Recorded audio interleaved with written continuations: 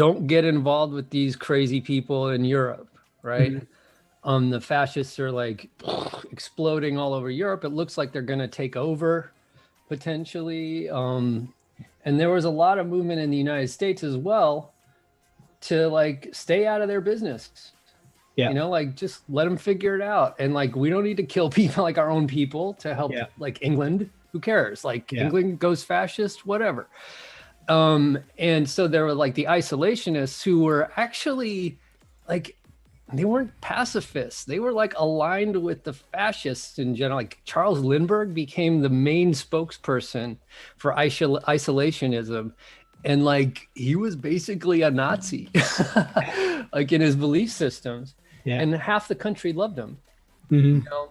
So it was like a weird time where people who wanted change didn't have anything really to go to other than fascism. Yeah. So like people who are like, well, we want to change our system. We don't like capitalism, but like the only other seemingly options available here are like screaming lunatic dictators.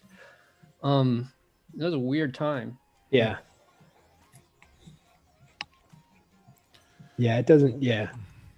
All right. Well, that's a good primer. I mean, like it's 100 years later now. Yep. Think about it. And like, we're sitting around going like, you know, sitting around trying to figure out how can we maybe modify our system a little bit so it's more equitable and all this stuff. And what options are available to us? You know, we don't want to, I mean, we're talking politics now, but like we seem to have Trump or Biden, you know, and that's like, thanks for all the options, democracy. You know, I don't know. It's tough right now. Yeah, it's like all the pressure we get to equitably administer vaccines. Does anybody have a watch? Anybody have a watch? 7:32. Oh, sorry. I didn't mean to hold us from starting. Are we starting? Yeah. In 3, 2, 1.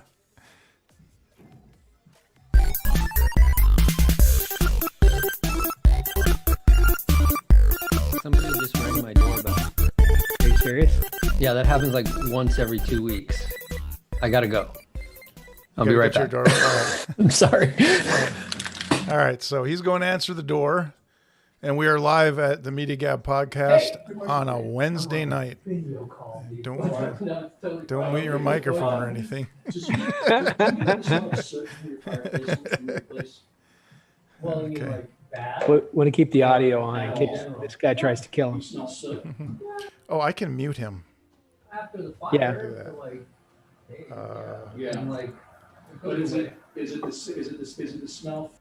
There, I just muted there him. You go. Yeah. There, I have more control with this than I do in Discord, I guess. Heck yeah. So anyway, it has been a crazy week. I don't know about you, but it seems like we do this thing on Wednesday and then Thursday something big breaks in like entertainment or gaming every week. Yeah, every week. So at least we have 6 days to think about it before we get together and start gabbing about it. But anyway, we won't get into the big stuff right now. But we can maybe talk a little bit about what you had going on personally this week as far as how's the whole vaccine thing going right now up there? Weird. So vaccines are still, they're getting, harder and harder to come by. And then the weather delays across the country have made it worse. Jeez. So yeah. Those poor people in Texas, man, what a mess. Oh my gosh. Yeah. I can't believe that. I was talking to my kids in Kansas and they were, negative temperatures. Here we are in the 30s on the East Coast, a higher latitude than Wichita. Yeah. They're in the negatives. Yeah. Yeah. It's and they're just not equipped for that stuff there. If that ever happened here, we'd probably be in trouble. Now we might have heat because I think our electrical grid is pretty good here. Yeah. At least in most of the populous areas, but we don't have the density that like Houston, Denver, right, all those places have, even down in Miami. So yeah, I mean, when you're mixing black ice with no, thin wall, little insulation, with people who never see snow, that's tough. It's a mess. Yeah, it's a mess. So anyone from Texas is watching, prayers are with you guys. Yeah. You can unmute him now. I'm unmuting you. All right. There you go. Oh, sorry. Do it again. Wait, he's still muted. Yeah. Unmute yourself. There. There you go. All right. Good. Hello. Hi. Okay. Good. Solved that delivery. problem. So this is probably going to be a big, long segment. So let's just go right in. I'm hitting the bumper right now for the news. It's the news. So just no way of dancing around it or ignoring it with this whole Lucasfilm thing and Gina Carano. Yeah. So I'll let you guys just kind of share what you read about, what you saw. I guess it's objective facts first, right? She was fired. Yeah. Fired, really? Or just kind of like not renewed? Well, she was fired, and Disney made it pretty public on their website, saying that she was basically being terminated for, quotes, abhorrent comments. So abhorrent comments. She was comparing, like she was doing some Nazi comparison. I don't remember what happened exactly. Well, I'll fill you guys. What was her post? I'll fill you guys in on that when we get going. So I guess maybe you didn't like read all the details on that. I have been, and that's I where did it first, and then it slipped out of my head. Okay, that's where I'm mildly confused is exactly what's going on and what the catastrophe was, along with what she posted, because her comment wasn't about. It was the way I read it. It's like what the comparison she made was. It was getting neighbors to hate neighbors. Yeah. That was the comparison. Okay, she used a time during history that is World War II and Nazis, but she posted that picture. Thing. Yeah. Yeah. And so the same thing about Russia. I mean, it doesn't I don't know. And I'm trying to be very sensitive to the whole matter, but her statement wasn't anti-Semitic. It was about I agree. It was about turning a society against its own people, and that's how bad governments become successful. Yeah.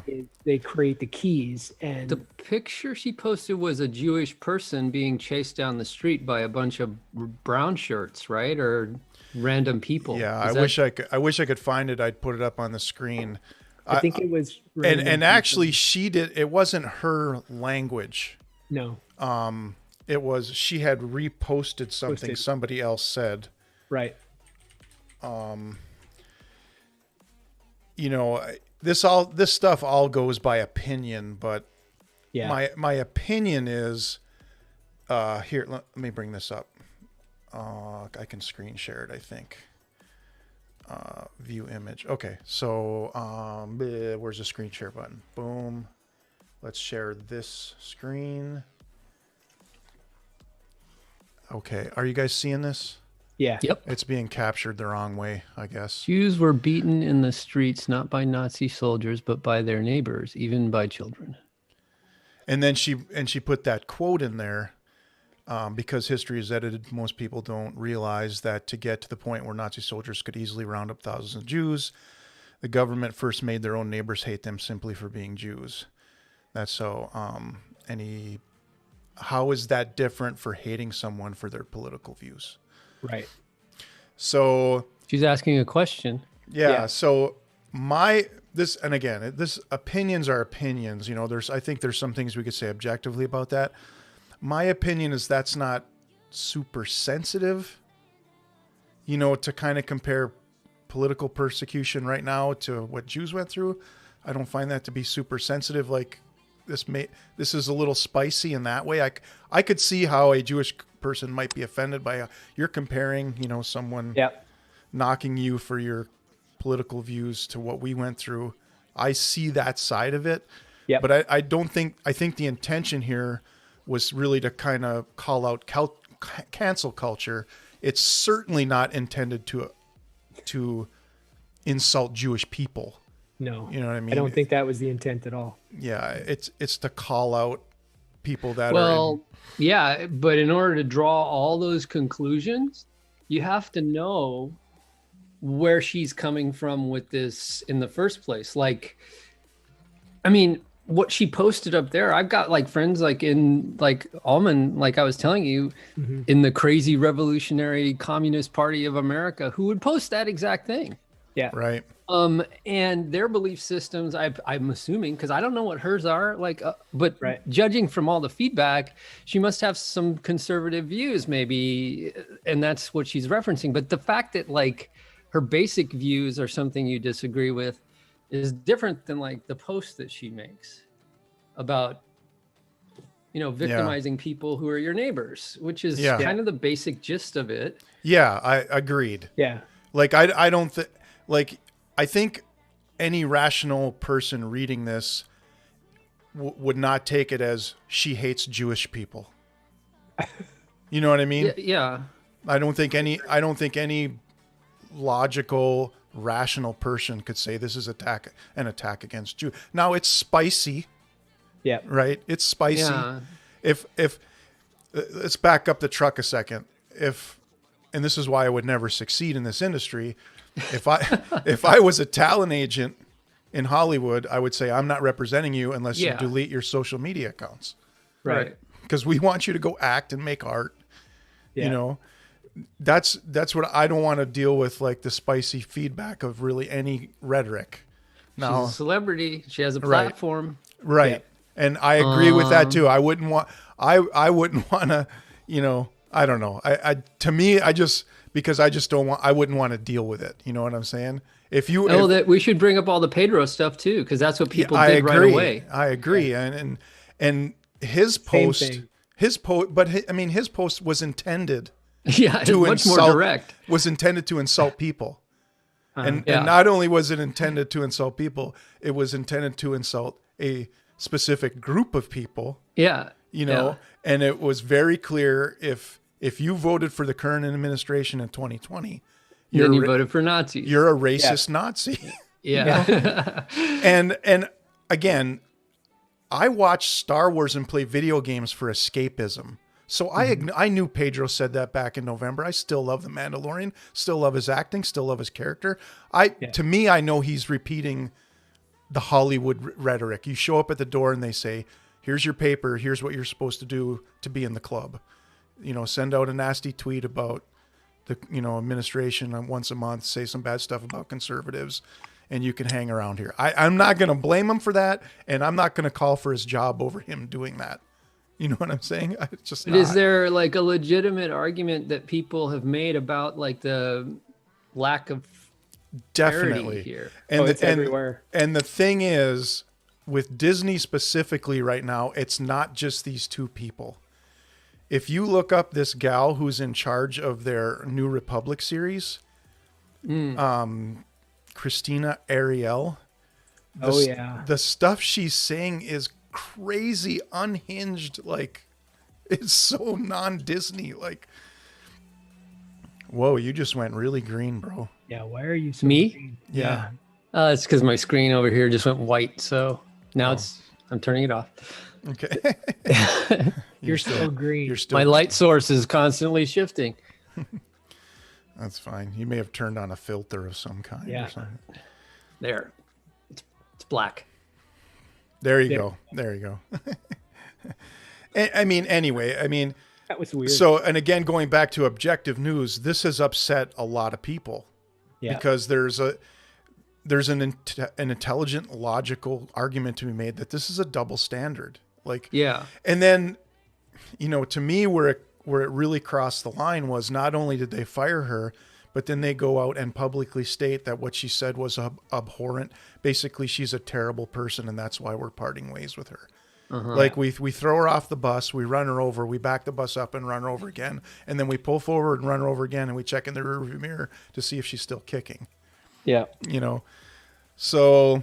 You think they did that because of her political beliefs? I think it's because obvious. She's a woman. Like that. No, there's two sides to this. I think it's definitely not because she's a woman. Because if you go to, I'm going to share something with you guys. Disney's got some other okay. Kathleen Kennedy, who is a very controversial figure in this universe right now, because she's the president of Lucasfilm. Okay. And I'm not, it's not my opinion that she's controversial. That's incontrovertible. You can go look that up. There's some people who like her. There's some people who hate her. A lot of these kind of diehard original vision Star Wars people are not Kathleen Kennedy fans. And she has a video. I mean, research. This just gets funnier and funnier in a sad way when you look at it. She's got a video on the Oscars website where she is talking about how Lucasfilm champions independent women. Okay. And okay, I wish I have the screenshot here. Let me show you guys this screenshot, even though it's not working right. Yeah. Dang, where is it? Let me open the right one. It's got, it had, at last count, it had 10,000 downvotes and 100 upvotes. 10,000 downvotes? 10,000 downvotes, 100 upvotes on what? On people saying how hypocritical this is. That you fired this independent woman from your show. And now you're talking about how your job is to, I didn't capture the thing here, but they turned the comments off around 7:00 so that you can't see any of the comments. Just Google, go to YouTube and search Kathleen Kennedy 2021 Oscars. And I had captured the screen of the downvotes, but now I lost it. But now, and then they took it down. Wow. So if you go there now, you can't. So it proves a couple of things. First of all, this cancel mob, most of them aren't Star Wars fans. They're Twitter activists, right? If they're not, where are they when they're trying to defend Kathleen Kennedy on this video? But 10,000 people who were offended by this showed up and showed their vote and their comments. You know what I mean? Yeah, but that can happen with social media all the time. Like you get somebody on like a particularly political site posting that, check this out. And then because of where the media was released, you get like a flood of comments. That happens all the time. So I don't know if like the number of comments really has anything to do with. Well, it's on the Oscar site that has 2 million subscribers. And the video got 46,000 views. So it's not like it didn't hit a lot of traffic. You know what I mean? It had 46,000 views. I mean, how many, So there's like a high percentage of people that didn't express any opinion whatsoever about the video. Yeah. So I'll concede that maybe this doesn't prove a whole lot. But if you were a Star Wars fan that would really knew what was going on at Lucasfilm and you were a real champion of Kathleen Kennedy in this decision that was made, you'd get to this video and show your support. My opinion. That's my opinion. Yeah. And this is the only sort of weak evidence I have to support that, right? Again, that's my opinion. So, I'm not going to go on some tirade about this. I mean, this is the way I feel about it personally. I'm unashamedly someone with libertarian, conservative type viewpoints. So, and what Disney has communicated to me is if you don't think this way, we just hate you. We hate you. If you want to watch our stuff and take our money, we're glad to do that, but we really just don't like you. So nobody wants to be in a relationship with somebody that doesn't like them. So I'm just not going to consume their content anymore. That's just, and again, I'm not going to. Did you like unsubscribe? Yeah, I canceled my Disney sub. I sold my Disney stock, and I won't be going to the park. You sold your Disney stock? I sold my Disney stock, and I will not be going to the parks anymore. Now, oh my God! And if Disney somewhere down the line, because again, this is one. You'd have to go back and kind of look at their behavior over the last year, and I've just kind of brushed it under the rug, a lot of it, because again, this stuff is supposed to be. I'm just supposed to be able to go to a galaxy far, far away, and enjoy a story. You're not supposed to be knocking on my door, shoving this down my throat where I can't ignore it, and forcing me now. It's on my conscience. I just can't support you if you hate my guts. You know? I just can't do it. So again, I'm not emotional about it. I'm not mad. I'm sad. You know, it's like I found out one of you guys were just hanging out with me and you were tolerating me, but behind my back you were saying what an asshole I was. And I found out. That would just break my heart and I'd be sad. I wouldn't be mad at you. You know what I mean? But Yeah. you know, it's sad to me. I was enjoying the content. But I can't even go back and like watch clips of The Mandalorian right now because I feel like, geez, what the hell? And I feel like, I also feel like Lucasfilm is just, there must be some serious mismanagement going on there, because if you go to the park here in Orlando and you apply, let's say to be, I mean, none of us is a girl, but say you apply to be Cinderella, right? You go through a training, a very elaborate training on, this is what we expect. You're a character that shows your face here at the park, so your face can be seen in public. We don't want social media posts of this, and this showing up. You know, we don't want to see a picture of Tinkerbell with a bong in her lap at the beach and her thong. You know, they're very clear. You know what you're getting into when you sign up. With this, it's like, okay, well, we'll hire you and then we'll make up the rules as we go, and you'll find out later what we actually believe and accept, and then it could cost you. Now, and you can look up, Gina Carano made like $25,000 to $50,000 an episode on The Mandalorian. So this isn't like, okay, she's living in a cardboard box somewhere. Mm-hmm. She was already a multimillionaire. She won a bunch of UFC fights. She was in a bunch of movies. She could make that money creating a YouTube channel. Yeah. You know what I mean? Yeah. So I'm not like, you know, I honestly feel like she was mistreated, but I'm not like crying that she's out of work or whatever. I mean, she kind of said, I'm going to speak my mind and be spicy and live with the consequences. And I think she's proven that she can do that. And she has in the last week. Should we look at this like kind of similar to, a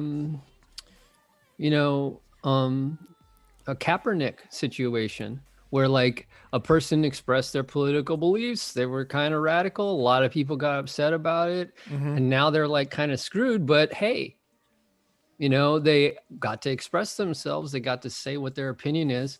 And that's just the way it goes in our society. Like if you're a celebrity and you say something controversial, you got to deal with the consequences. That's it. That's the end of it. I mean, you know what I'm saying?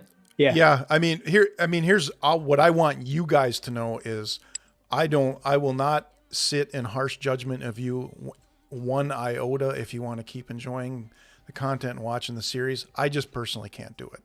Yeah. That's just me. I just can't do it. The way I look at it is like this behavior is not specific to just one organization. No, cancel culture is alive and rampant and freaking dangerous. So you just look at it. It's like every single day somebody's apologizing for something. And there's a part of me that says, you know what, it's good because I recognize unconscious bias. Right. And how it guides our decision-making and everything else. Agreed. I've been guilty of it and I've recognized it in myself and I do everything I can to not have it. So, and I know it's always going to be there and it's always a conscious thought to try to not be biased when I make decisions, when I talk to people and when I think about things or when I meet somebody new for the first time. But anyway. I hear exactly what you're saying. And that is so incredibly well said. I think the thing that is, to me, again, if you're intelligent and rational, that is the most scary thing going on in our nation is that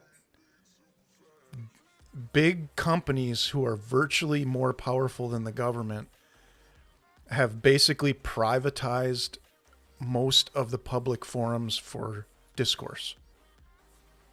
Privatize them? Yeah. Google, Twitter, YouTube, Facebook, pretty much everywhere where information is being disseminated en masse is owned by a private corporation and they can edit whatever they want at their discretion. And it's crazy. To me, it's crazy. I mean, yeah. Well, how about, it's another interesting issue too, is the, well, I don't know if we really want to get into it, but like after Trump's like speech and the stuff that happened at the Capitol, all these companies coming out and just like canceling everything that all of his communication mechanisms, Mm-hmm. shutting them all down. And there's a lot of different viewpoints about this. Like some people are pissed off because who made the decision? It's some kind of like executive at Facebook. Why do they have all the power? You violated our community guidelines, which are, well, whatever we say they are today. It's just so arbitrary. And and honestly, look out there. There's so much batshit crazy on every social media platform. And I'm not saying that President Trump is. I'm just saying that there's much, much worse out there that's not getting canceled, that's not getting shut down. I guess the point is, in an ideal world, any forum for public discourse would be like any other public area. Yeah. Right? You walk into that public area, if you say something that violates the law, then someone should be policing that behavior and hold you accountable for it. You know what I mean? Yeah. And not arbitrarily saying, because it doesn't matter. It doesn't matter what side you're on, what perspective you're coming from. If you're in charge of arbitrating that speech, you're going to do it with a bias.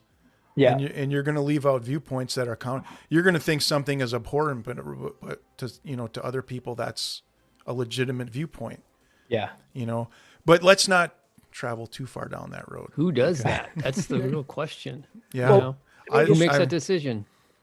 It's done within the halls of these private companies, Facebook. But but here's the thing: as far as the press is concerned, we used to have like this really, I don't know, maybe I'm like being romantic about this, but like editorial review. This meeting has been upgraded by the host. Hey, good job, Nato.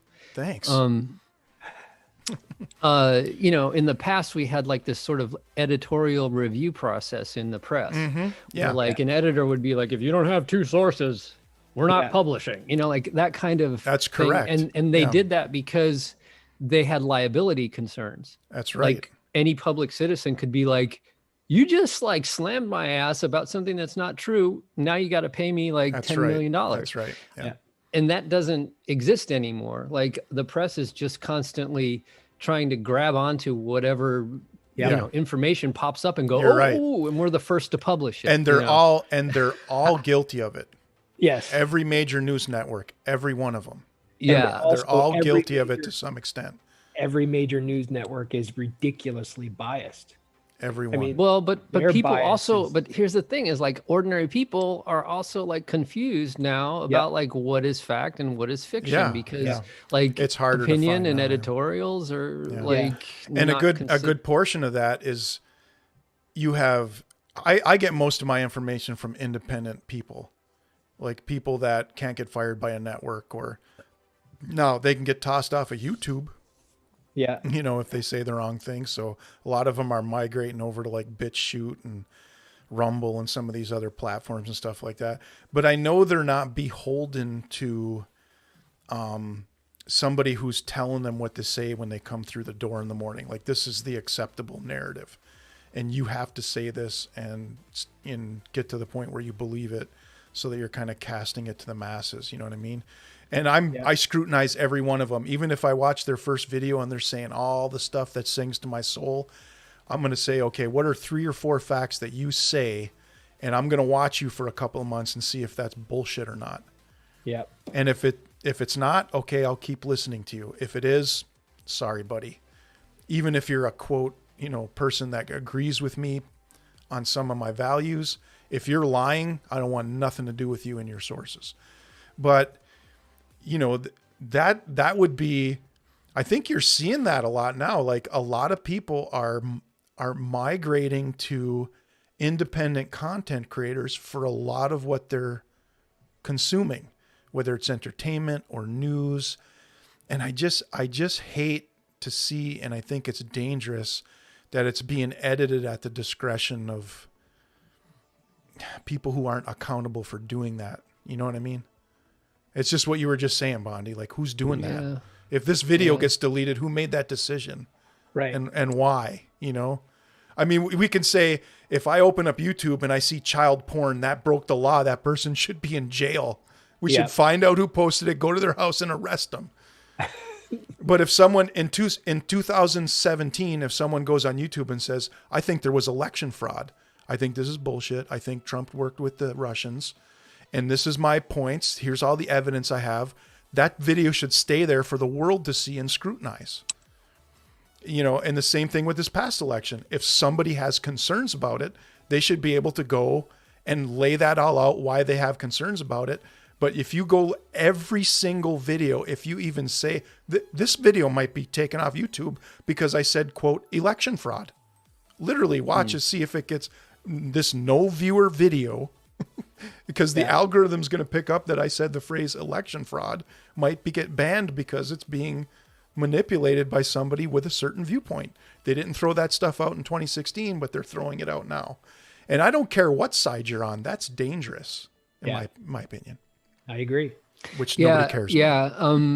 Going back to like earlier before we were live, I was mentioning I've been watching these podcasts by my cousin who's an expert in presidential history. And in the 1920s, I think the biggest thing that surprised me about listening to these podcasts about, Woodrow Wilson started this idea for the New Deal, and then like FDR basically implemented it, right? Mm-hmm. And hearing like Vic, my cousin, would actually plays like radio recordings. FDR was constantly going on the radio trying to sell these ideas to the American people and so on. And you could hear, and there's also like congressional pushback from that. Mm-hmm. And like when you listen to the conversations that people were having in the 1920s and the 1930s, there were people that were in our country who were flat out like trying to destroy FDR, like in the most vicious ways in Congress. And the language that they were using was no less charged than it is today. And I think like a lot of times when I hear, these unpolite people, like a lot of it is like me being like this Midwesterner who's kind of like, you should just like talk to people about things and be polite and be nice.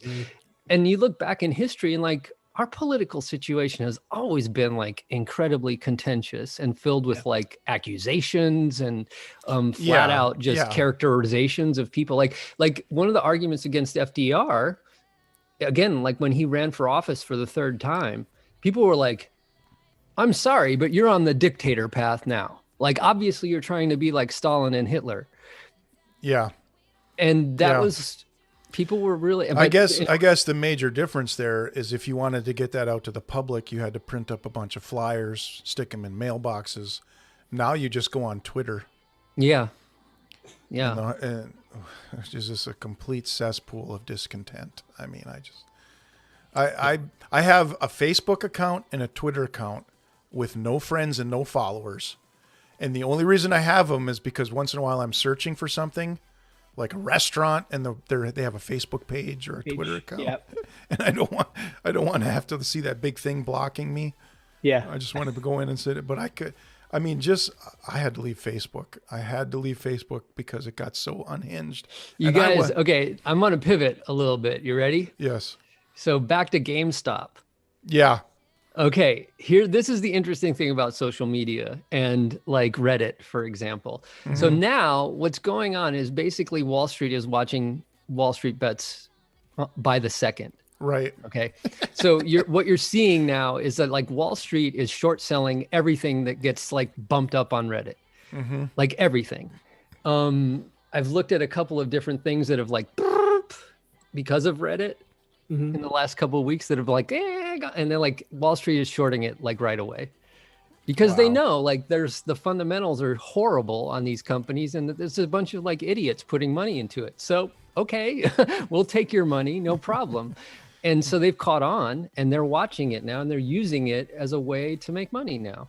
Yeah. Because they can see that there's like 10,000 people putting money into a stupid company that isn't going to be making any money. They can short it easily. And that's what they're doing. So this kind of like freedom, I don't know. Was a flash in the pan. And just like it was. As soon as Wall Street caught on, they course corrected to prevent it from occurring again. But they have the tools to undermine it easily, no problem. I mean, we don't have access to like You saw that the court hearings with Robinhood and everything started this week, right? Did they? I didn't watch much of it, but nothing's going to happen. Congress can move really fast. I'm gonna say something. I'm gonna say something, okay? Because I'm gonna give you my overall political viewpoint in a nutshell. This is coming from me, and I didn't hear. This is not anything I heard anywhere. I'm repeating, but after following all this stuff really closely for about 5 years, okay. Now I'm talking about people in office. Everybody hear me? I'm talking about people in office, not voters, not the average American in the street. People in office, okay? Does everybody understand? About to get canceled. Roger. Democrats are vicious, hypocritical, canceling, power-mongering people. Republicans are gutless cowards that refuse to represent their constituency and do anything about it. And the Trump administration exposed this like never before in our history. It just made it so visible that you almost can't look at it and deny it anymore. And that's, a lot of the country feels like you. Yeah. And I don't know what I'm going to do the next time I vote. I might just go golf. Oh, I got some people I can point you to if you want to like start hearing some pretty serious BS. Yeah. I'm like on the opposite side of that. No offense, but like in a way, that's where the 20s was such a weird time. Is like people who wanted real systemic change didn't have any place to go to. Like I was saying earlier, you had fascism on one side and capitalism on the other side. Like the pacifists, these people who didn't want war at all, found themselves aligned with Nazis in the United States as isolationists. Right. You know, you're a pacifist. Well, you have to throw yourself in with the isolationists who don't want to intervene in Europe, where all these Jews are getting like tons of people are being killed. And that, you know, it became more and more apparent that this was like out of control. And then nobody would take the Jews when they left, you know, like the United States wouldn't take them. Nobody would take them. It was just like, and so as a progressive, what do? Like, you're like, okay, well, people are suffering over there, but like, the way that FDR got the United States into that war, whether you believe in it or not, is absolutely fascinating because the entire country was against it. They were like, no way. And FDR like slowly convinced them. England was about ready to fall. Like they had no money. They had nothing. They had no navy. Germany was ready to just waltz in there and take the whole place. And FDR sort of slyly with Lend-Lease was able to like supply them, and then at the same time convince the American people that our boys are never going to be going over there.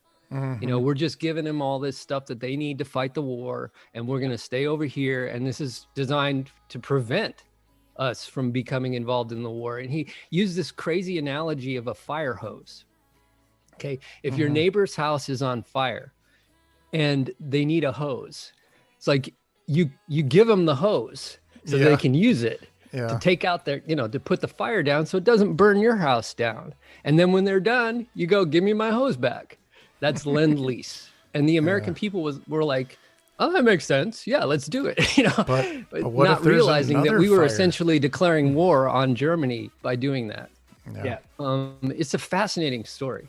It's really cool. Did you get, does it get into the conspiracy theories around Pearl Harbor? Okay, we're so far off the tracks now. What video game? We're gonna go into this. What video game? Shall we play a game? Oh. All right, so you didn't hear the bumper because yeah, that's the way this works. So, what'd you guys play this week? So, video games.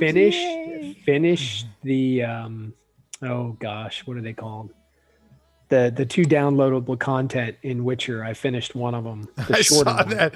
I saw it kept popping up on Discord that you were playing Witcher 3. Yeah, so I did some Witcher 3, got into the next storyline. It's Hearts and Stones or something like that. Mm-hmm. I can't remember which one it is. It's the red one. So if anybody actually watches this and hears, there's the blue downloadable and there's the red. And I finished the blue. Really cool ending. I may go back and try that again and change the ending because I want to see if I can beat this guy. Even though you're told not to fight him, you're literally told in the storyline, do not fight this guy. So, but you did it anyway.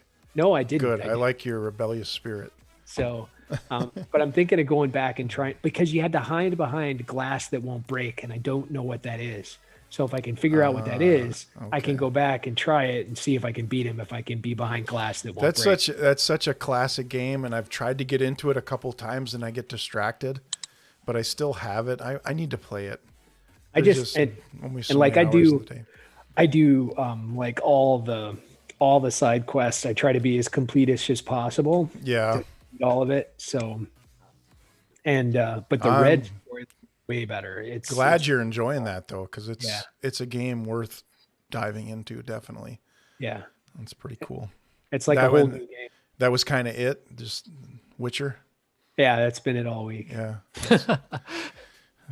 You played some Witcher, didn't you, because you guys were saying you were playing it. Oh. So that's all that I've really tried to play. What's that? The Insurgency. Insurgency. Yeah, Insurgency Sandstorm. Yeah. I've stuck my toe in it a couple times, but it's always a slightly discouraging experience because the first time I went into the multiplayer, all I had was a pistol, and I don't know why. And I just kept getting whacked. Yeah. So if we jump into that with Kitus sometime, he has a little more experience. Maybe he can kind of. Is it but can we Discord it? Because there's this whole structure with like the commander and then like the radio guy who. That's a good question. With the commander so that he can radio instructions. Yeah. And see, some of those games are doing that on purpose.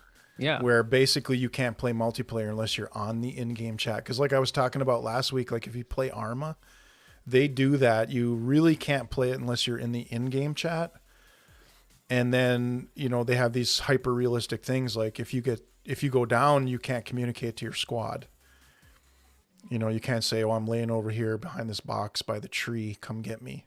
Yeah. If they lose you, they lose you and they have to actually come find you. And then there's all this super realistic stuff, how you get healed and have to clear your airway and stitch up a suture and all this crazy stuff. So yeah, I saw some screenshots of that where there's like guys in ghillie suits laying on the ground, identifying targets in the distance. And the crazy thing about that game is like, you could actually be you could be in the game with a group. What is it? There's 16 on 16 or 32 on 32. And the other group of people might actually be people from another country, like Russians or. Yeah. That could be really weird. That kind of freaks me out a little bit. Yeah, the realism in that is too real. So I'm actually shooting at a Russian. Yeah. I kind of like it to be. I don't know how I feel about that. Game. Yeah. Maybe it's a nice Russian. Maybe I should just go talk to him. Maybe we could sit down and watch Rocky IV. There you go. I've been playing. I forgot how much I love this game, man. I've been playing Division 2 with the kids. They just got started in it. Oh, wow. And I just love, I like the whole let's dip our toe into a game and play a little bit or maybe play through the story. But I also love like really digging into a game and getting into all of its systems and everything. Yeah. And I loved doing that with Division 2. Like my main character has like 4 different builds. I've got one that's pure DPS, like all the gear and the weapons are tweaked to do a ton of damage. I've got one that's a skill build, so all my skill stats are really high and I can do a lot of damage with my Seeker Mine and my turret. I've got one that's a tank build, so I've got the shield and the pistol, and I could just walk out into the middle of a crowd and I'm not doing much damage, but it's almost impossible to take me down while the rest of the team guns everybody else down. Mm-hmm. Yeah. Got a shotgun build that does tons of damage with a shotgun. And that was all based on, okay, I'm going to work on this build. So let me run through the world and collect this type of gear and pull all the attributes off another piece of gear and put it on this one. I really enjoy doing that. I even enjoy doing it with Breakpoint. Like I really want to get this gun and, you know, in this specialization. And anyway, I like having like one game like that going. How does Battlefront compare in terms of its like that mechanism for you? I would say that one is a little more like so you have deep and wide, right? I would say Division is super deep, but not really wide. Mm-hmm. So there's a handful of sort of different builds you can do. And you can drill down deep into each one of those builds, where Battlefront 2 is more like, it's more wide and shallow. So you can develop a ton of different characters and classes, and you can drill down in each one of them, but it doesn't nearly go as deep as, you know, and that's what looter shooters do. Like that's what Division is, a looter shooter, right? Gotcha. So in Battlefront, you're not going to pick up like a chess piece that has a certain attribute on it. Gotcha. It's just, you're just leveling like the assault class or the heavy class, or it's different, but it's good. I mean, I really like Battlefront. You can probably spend as much time maxing everything out in there as you could in a game like Division. You know what I mean? It's not one's better than the other. It's just they're definitely kind of different. Okay. That's it for me, video game wise. I've only played like an hour. Yeah. Okay. Couple hours. All right. Let's go look at what we were watching this week. I didn't rent that movie. So anything of note that you guys, watched this week that was... Well, Kitus isn't here, but Beckham and I watched Shazam. So that movie is great, dude. It is. I'm going to go back and watch it again. That movie is so good. We had a good time. We definitely had a good time. He was all stoked, and like it was bedtime, and we had like a half hour, and he's like, "No, 5 more minutes, 5 more minutes." Did he tuck a towel into his shirt and start running around the house? Nah, You've seen it, haven't you, Bondy? You've seen it, right? No, I haven't, but I know it's good. Man, I know. it's so good. It's good. Yeah. Super lighthearted, super funny. The end is awesome. Yep. Yeah. And it's pretty awesome.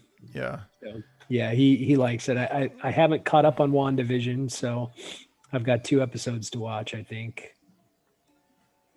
So trying to think if I actually sat down and really watched anything. I had to watch this show that I'm working on for for reference. It's not that interesting. What else?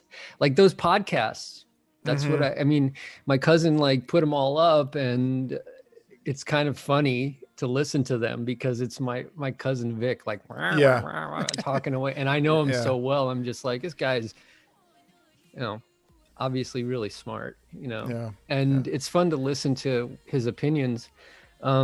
So that's basically it. I mean, I've listened to probably like 6 hours of my cousin's podcasts about the New Deal, about World War II and bombing Japan and the Cuban Missile Crisis, which was also intense. Yeah. We were that close, man. Yeah. There was a sub that was circling around, a Russian sub that was circling around Cuba that lost communication. Like they didn't have regular communication capabilities and we were dropping depth charges on this sub consistently. And like they had a huge argument. The commander of the sub and this other guy had a huge argument about whether they should use a nuclear tipped torpedo to like shoot back. Oh, man. And this commander like refused to do it. He's like, I'm not going to do it. Yeah. And it's like those little decisions, like these 2 guys in a sub somewhere were like, it could have gone wrong completely. And like Khrushchev, whatever. It's just, it's a fascinating story about like the negotiations that had to happen. JFK put together a group of really smart people who were constantly meeting with him. They called him the executive committee or something. I don't remember. And they have recordings from this because JFK was recording every meeting that they had. So you can hear them debating like, well, You know, what does Khrushchev get out of this? You know, can he save face if we do that? No, we don't give him any out. We need to give him an out. You know, like all these debates are like just nuts. Yeah. So I recommend, if you're a history buff, Vic Bondi. All right. Okay. Look him up on Apple Podcasts. I will definitely check it out. There's a book. It's it's like, I gotta find it, but it's like Soviets, Hitler, Lenin, and Stalin, I think is the name of the book.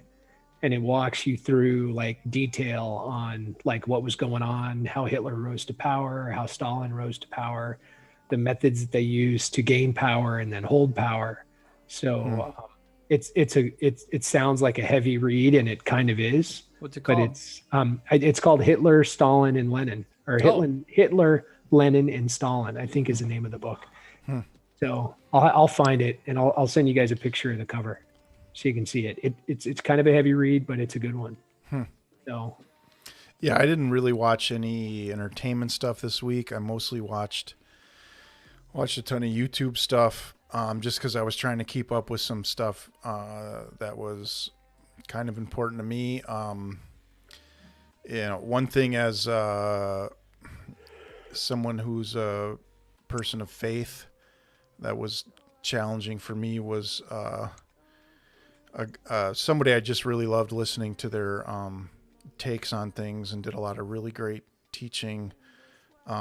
Died from cancer recently, and then after his death, they found out that he was involved in some pretty immoral behavior, which honestly isn't that all that like uncommon with Christian leaders. You know, no matter how solid maybe their teaching was, or how on par it was with, just being kind of rational about the faith and that kind of stuff, they're still human.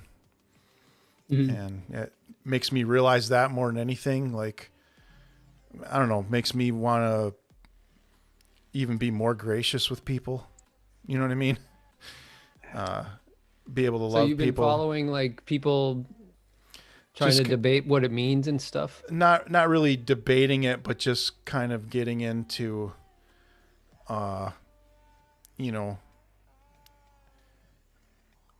ultimately, how does that affect the guy's legacy? And, but one of the big things for, again, kind of faith people is, we learn time and time again, your faith can't be in a person. It's got to be in God, because that's the only one in this picture that'll ever live up to that standard, and not, never really let you down. And everybody else is susceptible to the same stuff the rest of us are, moral failings and all that kind of stuff. So it was sad. I mean, when this guy died, I actually cried about it, like, cause I just so enjoyed listening to his takes on things and stuff like that. And then finding out that he was involved in this stuff, not because I was sad because I had this image of him that was destroyed, but because how that probably hurt his wife and his daughter, who is pretty active in combating the sex trade and stuff. Like his daughter's like deep into that, and 5 years from now might find out she did something unsavory. I mean, yeah. How did they find out? Was it like, oh, we just went through his hard drive? No, they just had a lot of people kind of lodge complaints. So the ministry itself hired a team of investigators to go find out what was going on.